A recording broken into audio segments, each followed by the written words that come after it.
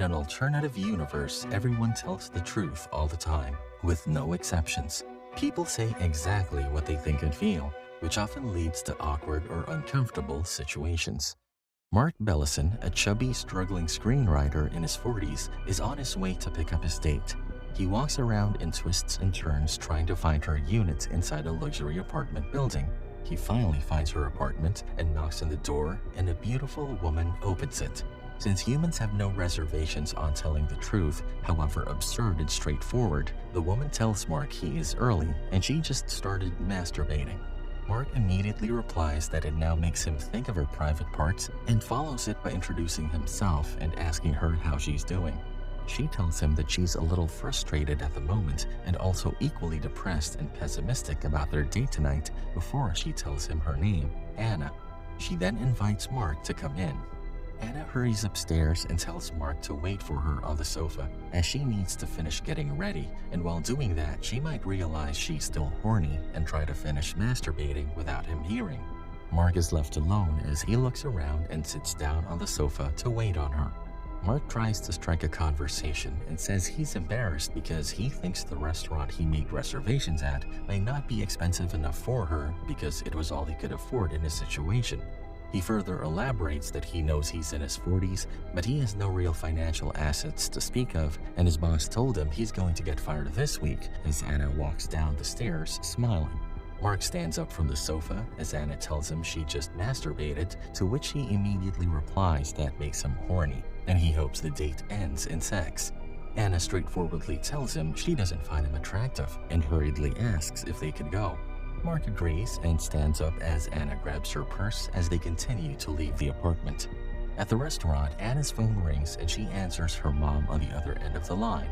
She continues to talk to her and blatantly tells her in front of Mark's face that he's not attractive, doesn't make much money, a bit fat with a funny little snub nose, but is kinda funny and nice.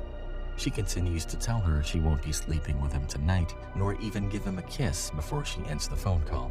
Their dinner date ends with 3 empty margarita glasses in front of Anna as the waiter hands over the bill and asks her if she would call him if he gives her his number, to which Anna says no. The next scene shows the two stopping by Anna's apartment building as Mark thanks Anna for going on a date with him. He reiterates that he knows she is way out of his league and went out with him only as a favor to her friend, Greg, and that most likely he will never hear from her again.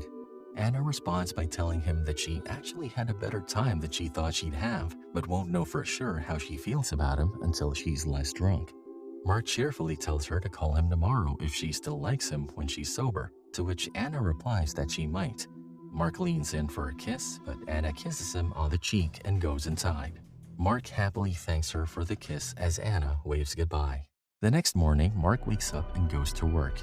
He finally reaches the office building, and as he goes, a group of people is being led by a tour guide and sees Mark passing through and introduces him as one of their very own screenwriters.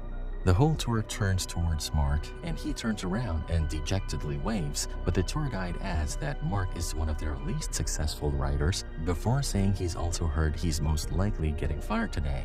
After a long and awkward exchange of hurtful truth and blatant pleasantries with his receptionist, Shelley, Mark's worst and most anticipated fear finally happens. He was fired from his job by his reluctant boss, who was afraid of confrontations. He was fired because his films of the 1300s were boring and had minimal appeal to audiences. Before leaving with his work stuff, he is humiliated by Brad Kessler, a very attractive man and one of the most successful screenwriters in lecture films. He further insults Mark by telling him he's always hated him and elaborates that Mark was a crappy writer assigned to a crappy century. But he also says that he was always threatened by Mark because he knew there was something about him that he didn't understand. Brad then storms off after telling him to enjoy his loser life. Mark deliberately leaves in shame. The following morning, Mark wakes up to his usual 7:30 a.m. alarm and hard knocks on his door by his landlord asking him for his rent. He then tries to reason with the landlord that he got fired from work and he has only $300 left in his bank account, but the landlord still insisted he pay the entire $800 or move out. Drowning in shame and desperation, Mark goes to the bank to close his account and take whatever money is left. The teller then tells him their system is down at the moment and asks him the amount of money he wants to withdraw. At the peak of his despair, something suddenly comes over him. His face turns a light shade of red as the wheels begin to spin in his brain. Suddenly, he looks at the teller dead in her eyes. The teller asks him again, "Sir?" To which he immediately replies, $800. The system comes back up again, and the teller tells him he only has $300 in his account. Mark doesn't know what to say. He tries to speak, but nothing comes out. In a sudden twist of fate, the teller apologizes to Mark and tells him it seems their system had made a mistake and proceeds to give him $800 in large bills as Mark requested. Mark nervously walks out of the bank and smiles cheerfully when he realizes what he just did. Mark finally discovered lying and got away with it. He then proceeds to give his rent to his confused landlord, who asks him where he got the money, and he lies by telling him he just found the money lying on the street. The next day, Mark is at the bar having drinks with his friend Greg as he tries to explain to him what he just discovered, or in his own words, invented. Mark is having a difficult time looking for the right word to explain exactly what he meant, so he just told Greg he said something that wasn't. Greg shrugs as he obviously doesn't know what a lie is. Mark, still frustrated by his inability to explain, decides to experiment by making up a lie to Greg and the bartender, telling them his name is Doug, to which the two believe without hesitation. Mark, even more frustrated, then proceeds to tell more lies, including telling them he's black, he's an Eskimo, he's a pirate, a lion tamer with a wig, that he invented the bicycle, and lastly, a one-armed German explorer. Greg and the bartender believed and justified all of those lies, which made Mark even more disappointed. Mark then asks the bartender and Greg what they would do if they could make the world the way they wanted them to be, including the ability to do anything and everything. Greg and the bartender unanimously answer that they would want to touch women's boobs and have sex with them. Mark hesitantly agrees as he stands up and walks out of the bar. Mark walks the street like a hunter looking for his prey. Within seconds, he spots a gorgeous blonde walking right towards him. The blonde walks past him, but after a long pause, Mark shouts at her to wait and proceeds to blurt out that the world is going to end if they don't have sex right now. The terrified woman helplessly agrees, and they go to the nearest motel, which isn't even necessary if the world really is going to end. But before anything happens, Mark is bothered by his conscience and eventually fakes a phone call to NASA and tells the woman the world is not going to end and everyone is safe. This never ever heard of art of lying marked the beginning of Mark's career as a liar, using it to take advantage of every situation he finds himself in. He prevented a police officer from arresting his friend Greg for drunk driving while they were on their way to the casino to make money by cheating. He did this by basically telling the officer that Greg was not drunk, and the officer believed him right away. Inside the casino, Mark proceeds with his devious plan to get rich. He starts to cheat at the roulette table by replacing his bets on the winning number, to which the dealer automatically agrees. He then proceeds to the slot machines and informs the casino manager he won a major jackpot, but no money came out. The manager instantly apologizes to him and congratulates him on his winnings. Mark and Greg, each carrying 4 giant buckets overflowing with chips and money, then waddle through the casino as Greg remarks that this has been the most amazing night of his life, to which Mark agrees. Later on, Mark has an enlightening conversation with his neighbor, Frank, who told him he might end his life that night. Mark eventually saves him by telling him not to do it and that everything will be okay. He will meet someone soon and he will be happy. Mark soon discovers that lying could be used for good. Mark then starts to do good deeds throughout the day. He helped a homeless man get money from the bank. Outside lecture films, Mark talks to the woman who is adamant about not wanting to go to work. He whispers a few words into her ear. She smiles, picks up the briefcase, and gladly walks to work. He helps an arguing couple reconcile at the coffee shop. Mark is at the elderly home, walking the halls and whispering to his grandmother and each elderly person he passes, leaving each one of them with a smile upon their faces, and some with tears streaming down their cheeks. And finally, later that night, Mark hangs out with Frank at his apartment by having some beers and having a great time watching TV. One night, after convincing Anna to go out with him again on the phone, Mark chanced upon a lecture film's documentary in which the narrator openly says that no one writes a better documentary than Brad Kessler. This gave Mark the inspiration to write a new screenplay about the 14th century being invaded by aliens that ended with the assertion that everyone's memories had been erased. He finishes the script and pitches it to his old boss and to everyone at lecture films. Everyone loved it, including Brad Kessler. Mark and his film become a big blockbuster. He is now rich and famous beyond his wildest dreams. Despite all of this, and also having convinced Anna to go out on a date with him again, he is still rejected by her as she was still not attracted to him due to his genetics and appearance. And during their date, Mark receives a phone call.